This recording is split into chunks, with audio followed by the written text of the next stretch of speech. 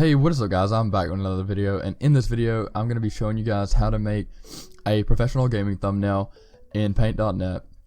Now to start off with, you're going to want to go online, just type in paint.net download, and then this should be the first page to pop up, and when you click on it, it'll take you to the paint.net website. And it has changed a bit over the years. It used to be where you could just download it. I had Windows 7, and it might be different for Windows 7, but you know, I would just like download it from here, click a little download button, and it would download it in the corner. But now to download it, if you want to download paint.net, you have to click on one of these two buttons. It depends on which program you have. I think most computers are wired to have the Microsoft Store. I know on Windows 10 you automatically have it, so that's why it says get on Windows 10. So I click on this and it downloads, and then you go to the search down here like Microsoft Store, and you can click on it and open it. Now it used to be a free download, but paint.net is no longer a free download. You have to buy it. I think you might be able to download it for free, but it's just like a little trial.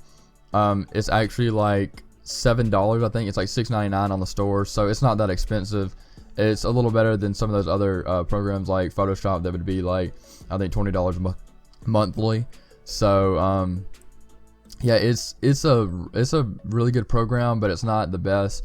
And if you are just starting out and you need to know how to make a thumbnail, you've come to the right place. I would say I make pretty decent thumbnails. I make pretty catching thumbnails, and I'm gonna walk you guys step by step through how to do this. Now to start off with, you're gonna want to go to image, and then go to canvas size, and type 1280 by 720, because that's gonna be the size of your thumbnail. And then I hold control and then do the scroll wheel like down, and it zooms it. You can zoom in and out with your scroll wheel, and while holding control. So I do that so that I can get it zoomed out more so that I can see what I'm doing. Now to start off with, you're gonna want to do a background. Some people do this. I don't do it a lot, but if you hold control and then click A, it selects it, and then I click my delete key at the top and delete the background. And pretty much what you're gonna want to do now is get an image. I guess I can do like a Fortnite background, because a lot of people play Fortnite and I don't play that much. But if you have an image from your game, just screenshot your image.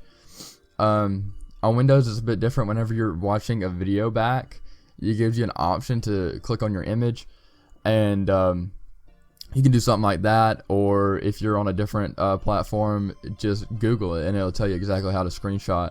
But if you already know, that's wonderful. You can do any of these. That one looks pretty sick right there.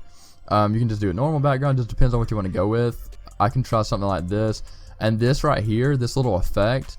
You can do effects like this, and I will demonstrate. First, what you're going to want to do is let your photo load in completely where it looks like this, and then right click on it and click open image in new tab, and then click on that new tab, and then I hold control, click C, and then click back in paint.net, and then hold control and then V, and then if it asks, click keep canvas size, because you don't want that to change. And then I usually scroll out as much as I can, grab it at the bottom down here and drag it, and then zoom back in, drag it over, and it doesn't have to be perfect, but that's good enough. And then click enter to deselect it. That's a pretty cool image. Now you can go to effects up here and go down to, like, I do this a lot, photo, and then like glow, and you can adjust things like this. Now this image already looks pretty good, like your brightness, your radius and contrast and stuff like that. You can adjust this kind of stuff. You can see it's changing things on the image, which to me, it looks fine just how it is. And I go back to effects. What I usually do with my images, like, I mean, you can just mess around with all these, the sharpness and the just all kinds of things like this. Rendering, you can go to gradients, all kinds of stuff. Just mess around. That makes the best thumbnail, if you just mess around with your stuff. But what I usually do is I go to blur, and then whatever that is, the Gaussian blur, I guess that's what that says. And I never really paid attention to what it was called. I just messed around with these settings, and then I usually would go to about 10 right here, and then click OK, and it gives it that blur. It's just pretty much just my background, and most of the time when I'm doing a background, I do blur it out. Sometimes I don't. But next, what you're gonna want to do is probably get like a character image. So go to Fortnite character PNG. Yeah, we don't need the transparent in it, but I mean you can type transparent. Like, I mean, these are showing a lot of things like this, like transparent. Now if you do manage to get an image, I'm going to show you guys just in case this happens to you, because I've had this happen to me before in the past. So like click on this image and then let it load. Now this image might not do it. Actually this is a PNG because I've used that image before. So just say you do an image like this, right click it, open a new tab, Control C again like the previous one. Now right here, before you paste it, go down to right here, add new layer, and then Control V, keep canvas size. It's good to have one that's bigger than your canvas, because if you're stretching it out more, it's going to make it blurry. So it's good to get one that's really big. And then I usually click on my magic wand right here, and I select it. Now you see, this is what I was talking about. I selected the background around it, but you see how it's selecting parts of their bodies and stuff. If you go up here to the tolerance tool and you go to the percentage, start dropping that percentage. You see how it's slowly deselecting the actual characters, and then just a little more, boom, right there. I think it has everything selected that it needs to be. Right here it has some of his hat actually, so we're probably going to drop that some more. There we go. And now click the delete key, and you have your characters, and we can actually use this one as a reference. Now most of the time, if you're looking for an image, like if you were going to do an image like this one, if you right click on it and open in new window, where is it? Well, it's actually loading in a new window. Usually they don't do that, but I have used an image like this before, or I guess something like this. It depends. Some of them will show a background like this, and then when you select them, they will have that background that you're seeing right there. And when they do, you still have to delete that. But if it just shows the image and a black background behind it the whole way through, then you know you selected a PNG, a legitimate PNG. I don't know, some people when they post them, they still have the backgrounds. But then what I usually do, because if you click on the move selected pixel tool right here and you start dragging it, it's like the size of the canvas, and I don't like that. So what I usually do is I click on the rectangular selection where you can select your image, and I do a rectangle around it, and then I click on the move selection tool, and I move it where I want. So look, it only has this box selected around it. And just say you were doing something like this, you know, you can move it right here. You can deselect it if you want to. You can not deselect it if you don't want to. It doesn't really matter. And then what I usually do is, if you don't like how they look, you can go to use some of these, adjust it, see what they look like. Let's see. I'm actually messing around with some of these because I haven't really touched them a lot. I kind of have a set way of doing things. So if we go to like sharpen, you see how that changes. See that it doesn't look too bad. So I put that on about 19. Very good tool to use. And then click OK. Now there's other things you can do. I'll show you real quick. I know I'm getting off topic, but if you want to, you can go down here to shapes. Click on shapes, and then click up here to the rectangle. And let's see. If you go to, you can just click on any of these, but one that I would say to use, because people do this all the time, is like putting their own effects on their images. I guess you could do something like, let's try something like this. I don't know how that'll work. So just say I drug that out. First, what you're gonna want to do is get your paint bucket, paint the inside of it. So your paint bucket's right here, and then just click on the interior of it, and yeah, you can do that.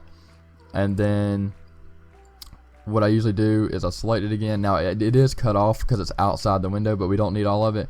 Usually, like, you can drag it right here outside of the picture and then click enter. And if you do that for all sides, or just start putting them just randomly, like if I go back, wait, if I click back and I keep it selected, hold Control C, and then deselect it, create a new layer, and then Control V, you just copy that, and then like you can put it like through, you can put them like through here if you want to, give it that cool, you know, go all the way around, or you can kind of go up with it, down this way, just give it that cool effect look, you know, like that image that we've seen previously up this way.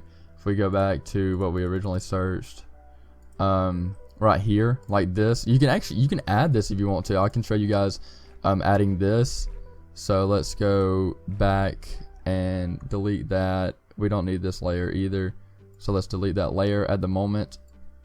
But just say you want to add something like this, click on it, right click, and then click open a window, and then I mean there's many things you can do. Click Control C, click on this, new layer, and then Control V, and keep canvas size, and then we're going to drag this to the canvas size. Now with this right here, you're going to want to move this layer down, so layer 4 is going to go down below 3. I don't know why we still have that. Let's delete that layer, and then below layer 1, which is your background layer, or I mean just in front of your background layer. And now you're going to want to click, while you have it selected right here, you can see the blue outline, click properties right here, and then you can adjust it to like, you can just mess around with these color dodge, which looks kind of weird. You can do overlay and just select how much you want it to overlay. If you want to, you can do something like this, use your magic wand, select the background, bring up the tolerance more, not to where it's selecting the whole background, but to where it's selecting, where was it, like that, delete. And then you can also, after it deletes that, you see how there's that big circle in the middle? Well, if you want to, there's a few things like down this way and all this. You can take this rectangle tool, select, well, I think that's supposed to be there. Select this, delete, and you have all these around that give you that little effect. You know, it's just however you want to do it. You can also, if we take the paint bucket and just say we paint this whole entire background, let's select the whole entire background, so bring your tolerance up even more, so the whole background selected, and now get your paint bucket and just paint it. Just say you're doing black. You can right click on the properties again and do that as like a glow, or as where is it, overlay, and then zoom it out more, and it gives it that weird looking color right there if you want to do that. But we're not going to do anything like that. We're not going to add any of that. We're going to keep it kind of simple. Deselect that and go to effects, and on your photo, go back to do something like go to inner shadow. I usually do inner shadow, and you see how it gives it that little shadowy look on the outside.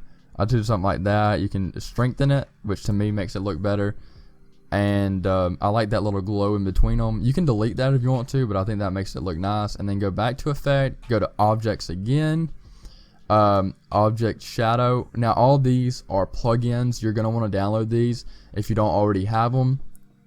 You can go to their website and download them. Just type in paint.net plugins. It should be the top downloaded plugin because everybody has downloaded this plugin pack. And then go to object shadow, and this doesn't matter, the radius doesn't matter. What you're going to want to do is the offset. I usually bring it over this way to the right, and I bring this one to the right. I usually bring it down, but with this kind of image I might bring it to the left and bring them up a bit, and then bring the strength all the way up is what I usually do. But if you don't want that much of a shadow drop, you can fade it, and then I click keep, and then go back to effects, back to objects, and then go to outline object, and that's black right there. So just say we want to do it orange color. You can change how much the width you want. You can adjust these bars right here. They kind of just change how faded it is, which is pretty nice. Just say we're going to do this orange, click OK, and Then what you're gonna want to do is probably add some text. Just say, let's change this to like 70, and then go to this, and I'm gonna use one that I frequently use for most of my thumbnails, which is this, the soft marshmallow. Now what this is actually another like plugin. These fonts are really easy to get. You go to their website. I can try to put a link in the description for the fonts. I don't know exactly about the plugins. I can try my best to put a plugin in there too, so that you guys don't get completely lost. And if I remember, I will put the font and the plugins in the description so that you guys can actually download these. Now you just have to cycle through a lot of these to find them. There is a category called cartoon, and most of these are in the cartoon section. So I do use this one a lot. To me it looks nice. So just say I want to do it in, we're going to outline it in orange just like the object in the background, but just say we're going to do it in let's just do a random color like this color right here, which is like a weird greenish looking color. Let me see, let's actually do like a solid green, and then we type like just say 25 kills in one match, and then do like a few exclamation points. So then what I usually do is I select my text. I get this rectangle tool like I've been using, select my text so that that's my text box, and then click on the move tool, drag it around. I usually will bring it down some, and then I like to have it kind of big, so I'll do something like that, make it kind of bigger. And now what you're gonna want to do, it looks kind of blurry, so what I usually do is click on the magic wand and then hold shift and then left click inside one of the letters. I think I missed it. Well, I don't know what's going on. Okay guys, I have figured out the issue. Just shows that even though I've used this program a lot, I still make a lot of mistakes on it and I'm kind of stupid. So like I was saying before, the tolerance, so when you select the magic wand like I said and hold shift and click on one of the letters or numbers, the tolerance was like all the way up to like 60, so it's selecting the whole box.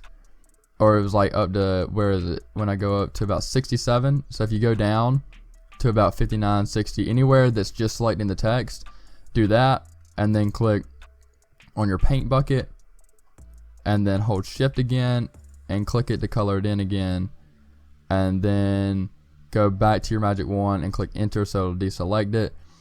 And now go into effects. We're going to put effects on our text and go into glow, go into photo, then glow. And now brightness I usually bring all the way down. It looks kind of weird. The radius, if you want to move that around, you can. That can add more color to it, like brightness, I guess, in a way.